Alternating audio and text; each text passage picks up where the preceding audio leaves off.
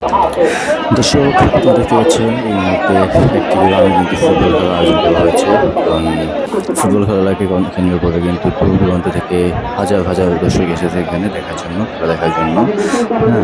হ্যাঁ, এই এলাকার মানুষ খুবই ফুটবলের ভক্ত, হ্যাঁ, ফুটবল খেলার ভক্ত, যার জন্য কিন্তু এখানে দেখতে পাচ্ছেন যে আসলে প্রচুর লোক হয়েছে।